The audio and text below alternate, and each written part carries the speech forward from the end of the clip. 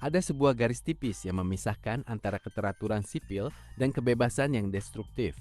Di dunia nyata, kita dikunci oleh norma, hukum, dan moralitas.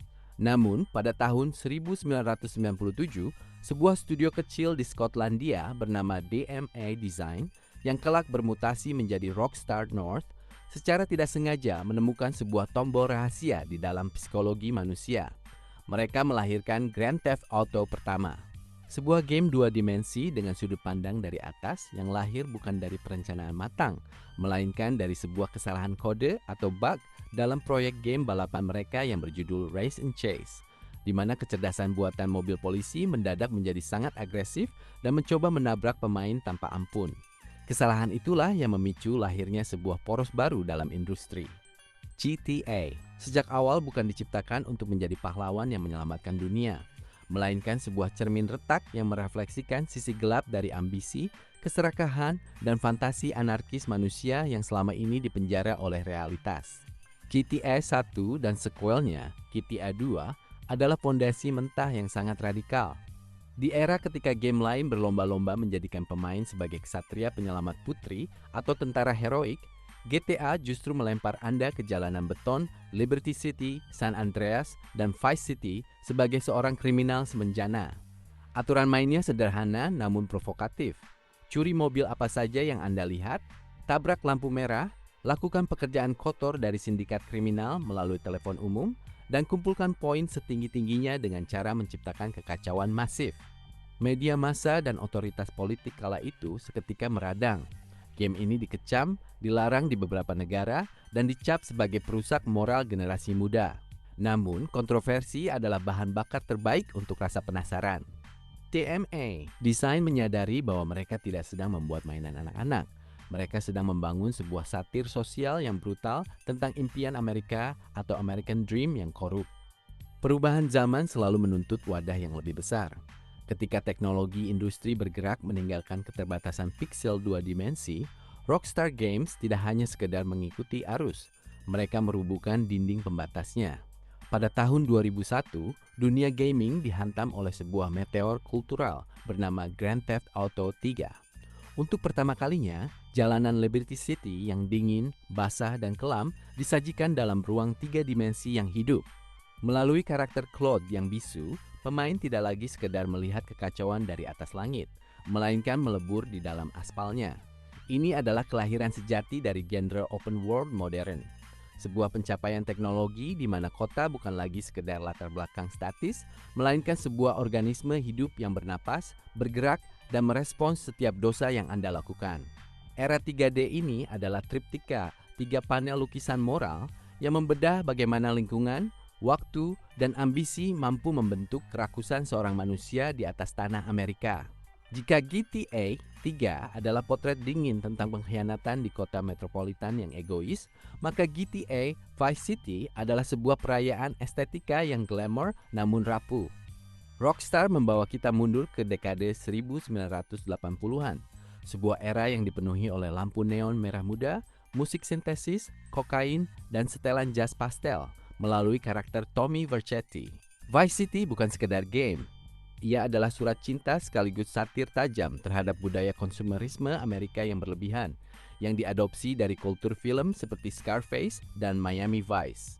Di sini, kejahatan dikemas dengan begitu indah, membuktikan bahwa di balik gemerlap kemewahan tropis selalu ada darah yang harus dibayarkan. Puncak dari era ini meledak pada tahun 2004 melalui GTA San Andreas. Rockstar tidak lagi sekedar membangun satu kota, melainkan satu negara bagian fiktif yang merangkum 3 kota besar dengan kontras sosial yang masif, Los Santos, San Fierro, dan Las Venturas. Melalui mata Carl C.J. Johnson, kita disuguhi narasi yang jauh lebih membumi, personal, dan emosional mengenai perang geng, rasisme sistemik, korupsi polisi di awal tahun 90-an, serta arti dari sebuah kesetiaan keluarga. San Andreas memberikan kebebasan yang hampir tak masuk akal pada zamannya, mulai dari mengubah bentuk tubuh CJ di gimnasium, memodifikasi mobil, hingga membeli properti. Melalui 3 mahakarya ini, Rockstar berhasil menancapkan taringnya bukan lagi sebagai pengembang game kontroversial, melainkan sebagai raksasa budaya pop yang mendikte selera zaman. mengubah medium video game menjadi sebuah panggung sinematik interaktif yang belum pernah ada tandingannya dalam sejarah hiburan modern. Ketika industri gaming mulai memasuki era definisi tinggi atau high definition pada tahun 2008, banyak pengembang berlomba-lomba membuat dunia yang semakin fantastis dan memanjakan mata. Namun, Rockstar Games justru mengambil langkah yang sangat berani, berisiko dan radikal lewat Grand Theft Auto 4. Mereka menanggalkan jubah warna-warni, kegilaan tanpa batas, dan sifat teatrikal dari era San Andreas, lalu menggantinya dengan sebuah kanvas yang dingin, kelam, abu-abu, dan penuh dengan tamparan realitas yang getir. Liberty City dibangun ulang menggunakan mesin grafis baru RAGE, Rockstar Advanced Game Engine, bukan sebagai tempat bermain yang menyenangkan, melainkan sebagai labirin beton yang menindas, kotor, dan tidak ramah. GTA 4 adalah sebuah dekonstruksi total terhadap konsep American Dream. Ia adalah sebuah tesis naratif yang menyatakan bahwa masa lalu yang kelam tidak akan pernah bisa dihapus hanya dengan berpindah benua. Dan kebebasan di atas tanah kapitalisme seringkali hanyalah sebuah ilusi yang mahal. Melalui karakter Niko Bellic, seorang veteran perang Eropa Timur yang sinis dan terluka secara psikologis, kita diajak melihat Amerika dari sudut pandang seorang imigran yang terasing. Niko datang ke Liberty City karena terpikat oleh surat-surat sepupunya, Roman, yang mengklaim telah hidup mewah di rumah megah dengan mobil-mobil sport. Namun, kenyataan yang ia temukan adalah sebuah flat sempit yang dipenuhi kecoak, tumpukan utang judi, dan ancaman dari lintah darat. Mekanik permainan dirombak total menjadi sangat berat atau grounded, seperti fisika berkendara dibuat realistis layaknya simulasi, dan setiap peluru yang keluar memiliki konsekuensi yang fatal. Rockstar menggunakan GTA 4 untuk menertawakan kemunafikan modern. Mereka menyisipkan acara televisi fiktif, stasiun radio yang penuh dengan satir politik kanan-kiri, hingga internet dalam game yang menggambarkan bagaimana manusia modern mulai diperbudak oleh teknologi dan pencarian status sosial. Narasi Niko Bellic adalah salah satu cerita paling dewasa dan emosional yang pernah ditulis dalam sejarah video game. Ketika game ini berakhir, tidak ada perasaan kemenangan yang megah. Yang tersisa hanyalah kelelahan batin dan sebuah kesadaran pahit bahwa di dalam kota yang digerakkan oleh uang dan keserakahan, satu-satunya cara untuk bertahan hidup adalah dengan mengorbankan sebagian dari kemanusiaan kita. GTA 4 membuktikan bahwa sebuah franchise game aksi populer mampu bermutasi menjadi sebuah drama kriminal kelas atas yang sejajar dengan karya-karya sinema terbaik Hollywood. Setelah menghantam pemain lewat realisme yang pekat di Liberty City, Rockstar Games kembali memutar kemudi arah kreatif mereka pada tahun 2013 lewat Grand Theft Auto 5. Kali ini mereka kembali ke tanah San Andreas yang luas, namun dengan pendekatan naratif yang belum pernah dicoba sebelumnya, yaitu 3 karakter utama dengan 3 perspektif yang saling bertolak belakang. Melalui Michael, seorang mantan perampok bank yang terjebak dalam krisis paruh baya dan kepalsuan hidup kelas atas Vinewood, Franklin, pemuda jalanan yang mencari jalan keluar dari jerat kemiskinan ghetto, dan Trevor, seorang sosiopat murni yang digerakkan oleh kegilaan dan amarah tanpa filter. GTA 5 adalah sebuah dekonstruksi terhadap masyarakat modern yang menderita narsisisme akut. Sebuah potret tentang bagaimana kapitalisme lanjut akhir abad ke-21 telah mengubah moralitas menjadi sekedar komoditas yang bisa diperjualbelikan di pasar bebas. Rockstar menyatukan ketiga karakter ini dalam mekanisme switch character yang revolusioner pada zamannya. Pemain bisa berpindah sudut pandang secara instan, melihat bagaimana kehidupan berjalan di sudut kota Los Santos yang berbeda di saat bersamaan. Narasi GTA 5 bergerak secepat film aksi blockbuster Hollywood, namun tetap mempertahankan esensi satirnya yang tajam terhadap budaya pop, media sosial fiktif bernama Life Invader, hingga obsesi masyarakat terhadap operasi plastik dan selebritas instan. Namun, warisan terbesar GTA 5 yang sesungguhnya dan yang mengubah peta industri gaming secara permanen bukan terletak pada mode cerita tunggalnya, melainkan pada lahirnya GTA Online. Apa yang awalnya dirancang sebagai mode tambahan, bermutasi menjadi sebuah ruang digital raksasa, sebuah taman bermain kapitalis tanpa batas, tempat jutaan pemain dari seluruh dunia berkumpul untuk membangun kerajaan kriminal mereka sendiri.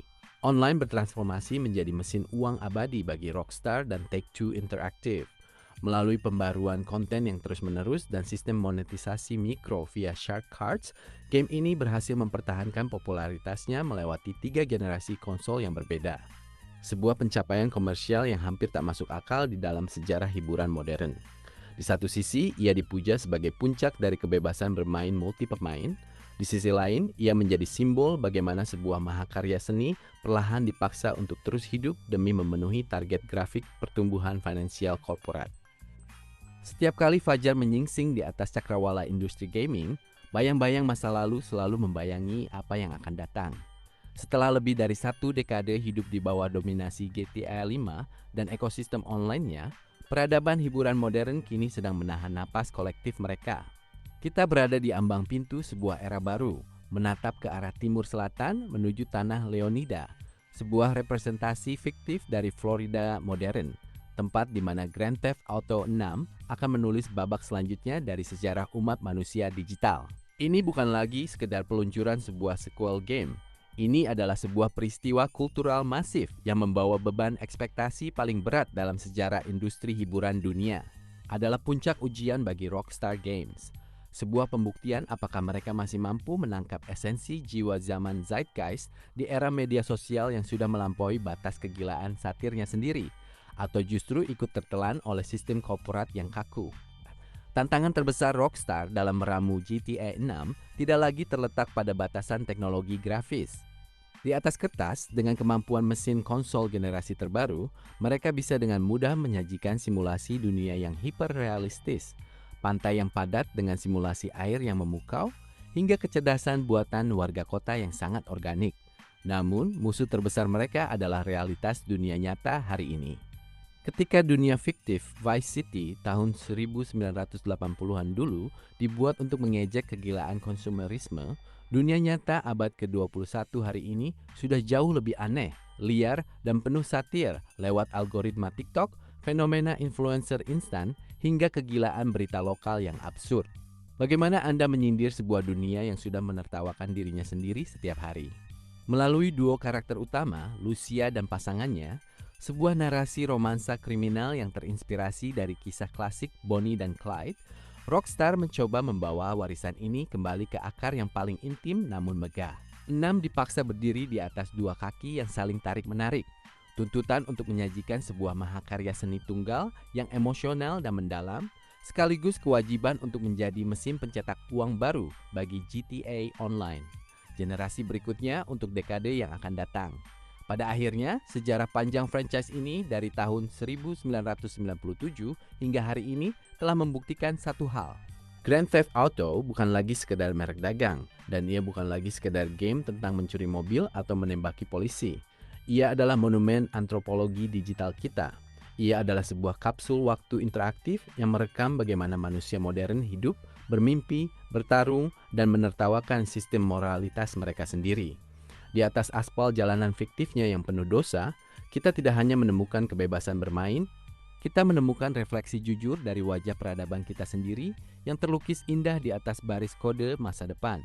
Dari sebuah kesalahan kode pixel, 2 dimensi di Skotlandia, hingga menjelma menjadi raksasa budaya pop yang mendikte miliaran dolar industri hiburan global. Kisah GTA adalah kisah tentang bagaimana sebuah kontroversi, jika dieksekusi dengan inovasi dan keberanian artistik yang tanpa batas, mampu mengubah dunia selamanya.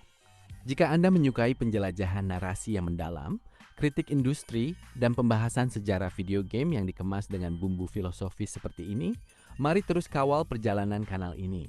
Tekan tombol suka, bagikan video ini ke kru perampokan digital Anda, dan pastikan Anda sudah berlangganan agar tidak ketinggalan esai video epik selanjutnya.